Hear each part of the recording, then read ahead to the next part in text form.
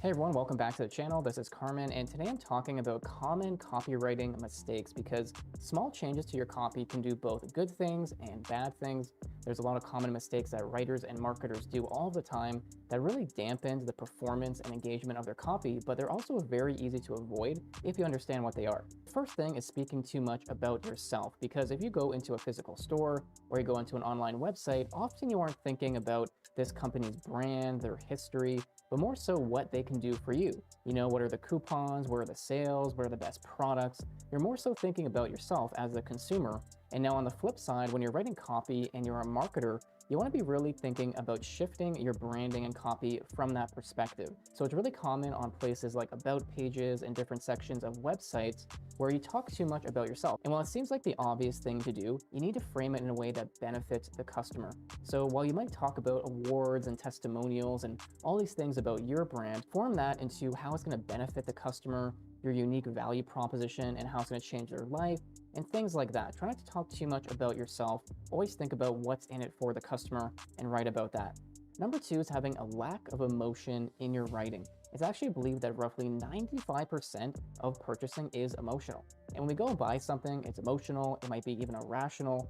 And because of this, you want to make sure that your copy strikes certain emotions in the reader. Now, primarily, you want to strike emotions that are relevant to their experiences, their pain points, and their problems. So you can do this in a couple different ways.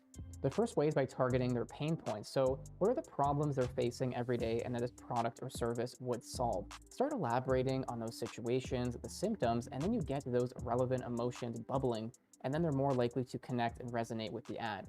Now, on the flip side, what you can do is paint a picture and help them imagine how amazing it would be and the feelings they would get from using the product or service and achieving that outcome.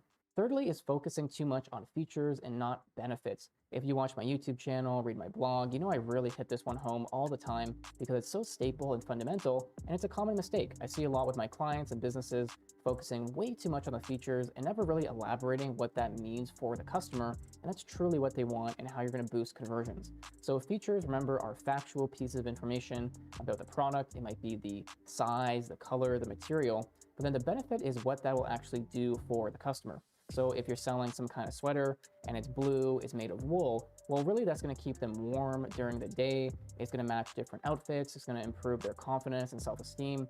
That's the benefit. Make sure you're focusing more on that. And then fourthly, don't make the mistake of writing weak headlines. 80% of people read headlines and they don't read anything else. So if the headline isn't good, they're not going to read the rest of the copy and ultimately convert and take some kind of action. So when you're writing a headline, don't be afraid to write 10, 12 different versions of it and choose the best one. I do this all the time with my copywriting projects. And after all, when you're done the project, or at least you're close to, you have so much more information and knowledge about the product, the customer base, and that's when you can write a really good headline. So what you should do also is try using a sense of urgency. This is a strategy that I love using, and generally the idea is that you're trying to push the user to take action before it's too late. So you might focus on a deadline, perhaps a coupon or a discount only lasts a certain amount of time. Maybe they have to take action before a certain date to register for something. Try to create that sense of urgency to push them to do something sooner than later. Now, oppositely, you can also make a sense of mystery or curiosity where you kind of withhold a little bit of information. And it's really nice in headlines because if you do this, they're forced to read the rest of the material. You might have seen the famous ad that has the headline, "They laughed when I sat down at the piano, but when I played." That's a great sense of mystery. You want to know what happens next, what the story is, what's the context. And it's also a really good example of starting at a high point within a story or a headline. And then, of course, you fill in the gaps later. Mistake number 5 is forgetting about SEO. Just because you're writing a sales page, a landing page, and so on, doesn't mean that you have to neglect search engine optimization. It doesn't matter if you're writing a blog post, a sales page, anything can use SEO, and it should. Now, with sales letters and things like that, normally you're going to be using direct traffic, affiliates, and referrals, but still good to optimize for SEO because you're getting bonus traffic from the search engines organically, and that just means passive customers and leads coming for you or a client.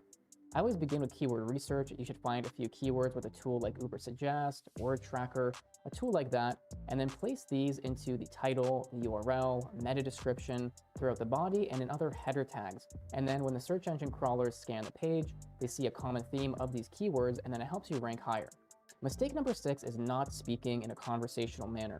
Now, if you look at a lot of the best copy of all time, it almost sounds like a friend speaking to a friend, a conversation you'd have at a bar, something like that. It's really conversational, really casual, really friendly. And why this works so well is because when you're selling something and you speak like a friend, it makes the customer more comfortable and more likely to actually read it, overcome objections, and actually convert.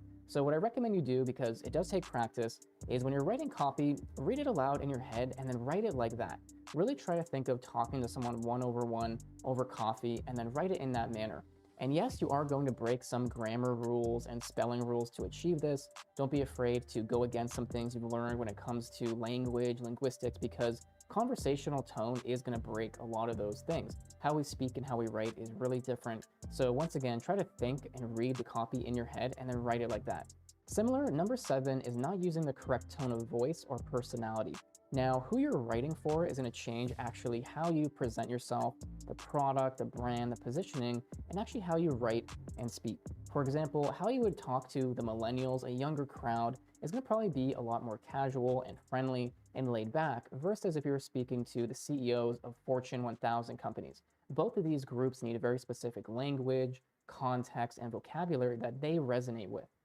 I always recommend that when you're copywriting, content writing, doing any form of marketing really, you have a buyer persona to reference. So this essentially maps out the target audience demographics, their psychographics, their behaviors, their feelings, their desires. Now, hopefully if you're writing copy, the client has this, or if you're writing copy internally, you do have this present. And if you do, then you'll very well know how to write to that specific audience. You know their feelings, you know their background, their education, and what they like to do in their downtime. You can leverage that to write copy that really resonates with them, harmonizes with them, and they're going to connect to it much more than if it was copy written just for anybody. And that brings me to number 8, which is writing sales copy based on assumptions. You should always be using a lot of research, planning, and processes when you're writing copy. So the buyer persona is amazing. Always ask for that if you're a freelancer. If you're not, make sure that if you're in-house, you have that to reference. And if you don't have one at all in any of these circumstances, what I recommend you do is research into market reports, industry reports, go look at testimonials, case studies, go check out your competitors, go interview and talk to previous customers. Really find out who these people are, what they're asking about, what they object, their pain points. And when you really understand them, that's when you can write the most effective copy possible. And that also brings me to number 9, which is using too much technical jargon. So technical jargon is just complex words, vocabulary, phrases, and ideas. Now, the problem with technical jargon is when you use it, you essentially really siphon out most people. There's only going to be a small crowd that understand those words and ideas. So instead, what you should do is try to focus on using simple vocabulary, words, and ideas. And when you do this, everyone from the Tesla engineer just to the average Joe can understand what you're writing about, versus if you use too much technical vocab, you're just kind of pushing out who can actually understand and engage with the copy. Last but not least, number 10 is not establishing enough credibility. This is so huge when you're writing copy. It doesn't matter if it's a sales page, a web page. It all needs different forms of credibility, because if someone's going to spend their hard-earned money on you, they want to be able to trust the business, the product, and just feel comfortable spending their money.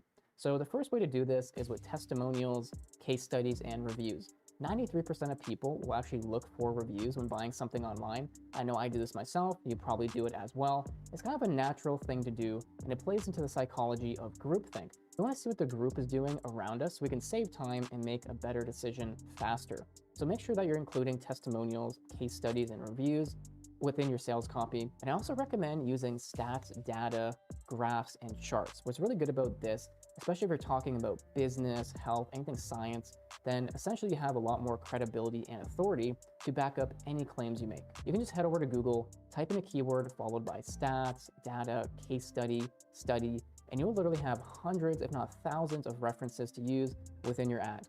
If you would like to get the full list of 16 common copywriting mistakes to avoid yourself, make sure to get that in the description. Go read my full blog post. Also leave a comment. Tell me what kind of videos you'd like to see in the future. Subscribe if you're new to the channel, and I'll see you in the next video.